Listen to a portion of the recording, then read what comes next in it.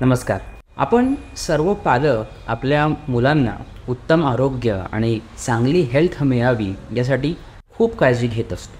पण आपण कधी हा विचार केला आहे का की आपल्या मुलांच्या रोजच्या आहारात किती ॲडेड शुगर येते? प्रत्यक्षात कोणत्याही सामान्य मुलाच्या आहारातील जवळपास 15 ते 20% भाग हा ॲडेड शुगरचा असतो. रिफाईंड कार्ब्स तर अजून जास्त. आणि हे चित्र भारतात सर्वत्रच अगदी सर्रास आढळून येतं. दुःखाची बाब ही आहे की ॲडेड शुगर आपल्या जेवणाचा भाग अगदी लहान वयापासूनच बनतात. म्हणजेच बाळाच्या पहिल्या अन्नापासून baby food, chocolate, cold drink, fruit juice या सर्वांमध्ये बाहेरून साखर ॲड केलेली असते, म्हणजेच ॲडेड शुगर. आजकाल अनेक लहान मुलांचे अन्न हे अधिकाधिक गोड आणि प्रोसेस्ड होत चाललेलं आहे. हे अन्न सोयीचं असलं तरी या प्रकारच्या प्रोसेस केलेल्या अन्नामध्ये आपल्या मुलांच्या आरोग्यावर दीर्घकाळाचे वाईट परिणाम होऊ शकतात. त्यात स्थूलता, मधुमेह, हृदयरोग आणि कर्करोगाचा देखील धोका असतो. पण या उत्पादनांमध्ये असं काय आहे की त्यांना इतकं हानिकारक बनवतं आणि आपण पालक म्हणून आपल्या मुलांसाठी उत्तम पर्याय कसे निवडू शकतो हे आपण जाणून घेऊयात. तर यासाठी थोडं आपण मागे जाऊ. आज जसं बाळांचं अन्न बाजारात मिळतं तसंच 1920 साली सर्वात आधी याची सुरुवात झाली. हे अन्न दीर्घकाळ टिकवण्यासाठी मोठ्या प्रमाणात प्रक्रिया केली गेली. त्यात विविध केमिकल्स मिसळले गेले, त्यामुळे त्यातील नैसर्गिक पोषक घटक कमी झाले. तसंच चव सुधारण्यासाठी त्यात साखर, प्रिझर्वेटिव्हज आणि फॅट्स देखील टाकले गेले. साखर असल्याने लहान मुलांना हे पदार्थ खूपच आवडतात. त्यांना तर या पदार्थांची चटकच लागते. हे पदार्थ जास्त प्रमाणात खाल्ले जातात आणि आपल्याला असं वाटतं की हेच प्रक्रियायुक्त अन्नपदार्थ खाऊन मुलं गुटगुटीत होती. मग कधीकधी ऐपत नसताना देखील पालक मुलांना हे महागडं बेबी फूड खायला देतात. अलीकडच्या काळामध्ये लहान मुलांच्या फूडचा व्यवसाय झपाट्याने वाढलेला आहे. सेरेलॅक, नान, डेक्सोलॅक, लॅक्टोजन यासारखे बहुसंख्य ब्रँड्स हे प्रोसेस्डच आहेत. भारतात 70%हून अधिक बेबी फूड प्रोसेस्ड आहे. या उत्पादनांच्या लेबल्सवर लक्ष दिलं तर लक्षात येईल की त्यात साखर किंवा प्रिझर्वेटिव्ज आहेत हे लपवलं जातं. जसं की साखरेच्या ऐवजी लिक्विड ग्लुकोज, हनी, माल्टोडेक्स्ट्रीन इत्यादी नावं मेन्शन केलेली असतात. तर मग आपण आरोग्यदायी पर्याय यामधून कसे निवडू शकतो? तर पालक म्हणून बाजारात उपलब्ध विविध पर्यायांमध्ये गोंधळ होणं एक स्वाभाविक आहे.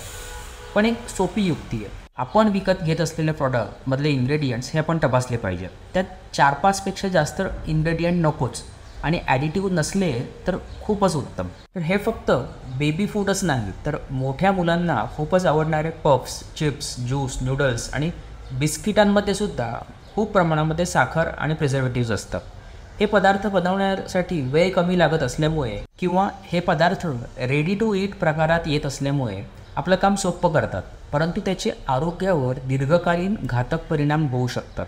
भारतासारख्या देशात आपल्याला खूप सारे नैसर्गिक आणि आरोग्यदायी घटक सहज उपलब्ध आहेत जे या प्रोसेस्ड पदार्थांना चांगला पर्याय ठरू शकतो. उदाहरणार्थ फणस हे फळ भारतात विविध स्वरूपात खाल्लं जातं. अगदी कोवळा फणस, कच्चा फणस, पिकलेला फणस, फणसाची बी अशा विविध प्रकारांमध्ये फणस हा सबंध भारतामध्ये खाल्ला जातो. यातील फणसाची बी ही फायबर, जीवनसत्व आणि अँटीऑक्सिडंट्सचा उत्तम स्रोत आहे. आम्ही जॅकफ्रूट डेलीद्वारे फणस बीची पावडर बनवली आहे जी आपण अगदी कोणत्याही पदार्थांमध्ये मिसळू शकतो. याला स्वतःची अशी काहीच चव नाही, त्यामुळे ज्या पदार्थांमध्ये मिक्स करणार त्या पदार्थांची चव अजिबात बदलत नाही.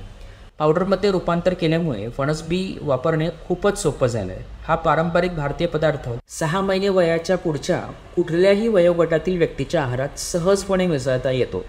घरी बनवल्या जाणाऱ्या चपाती, भाकरी, पुरी, रोटी, इडली, डोसा यांच्यासोबत बाजारात उपलब्ध असणाऱ्या नूडल्स, बिस्किट किंवा इतर बेबी फूड प्रोडक्टमध्ये सुद्धा फणसबी पावडरचा नक्कीच वापर होऊ शकतो.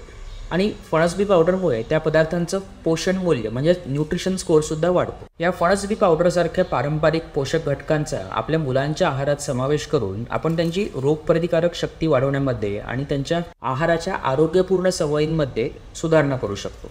जर तुम्ही जागरूक पालक असाल किंवा ग्राहकांना चांगले अन्न देण्यासाठी उत्सुक असलेले उद्योजक किंवा हॉटेल व्यावसायिक या आरोग्यपूर्ण भविष्य देण्यासाठी लहानसे पाऊल उचलूयात जे आपल्या भारतीय आरोग्यदायी खाण्याच्या परंपरेशी जोडलेलं असेल. चला आपल्या मुलांना किंवा ग्राहकाच्या चांगल्या आरोग्यासाठी आपल्या जेवणातून अनावश्यक प्रोसेस घटक कमी करून अधिक हेल्दी, न्यूट्रिशियस आणि नॅचरल अशा फणसबी पावडरला प्राधान्य देऊया. या व्हिडिओमधील माहिती तुम्हाला पटली असेल तर एकदा तरी आपल्या घरातील लहानांपासून मोठ्यांपर्यंत सर्वांच्या जेवणात फणसबी पावडर वापरून पहा. कुठलीही शंका, अधिक माहितीसाठी डिस्क्रिप्शनमधल्या नंबरवर कधीही संपर्क करा. आणि मुख्य म्हणजे फणस विषयीच्या नवनवीन अभ्यासपूर्ण आणि पूर्वी कधीही न ऐकलेल्या महत्त्वपूर्ण माहितीसाठी आमच्या जॅकफ्रूट डेली या ब्रँडला यूट्यूबवर सबस्क्राईब करा, फेसबुकवर लाईक करा आणि इंस्टाग्रामवर फॉलो करा. थँक्यू.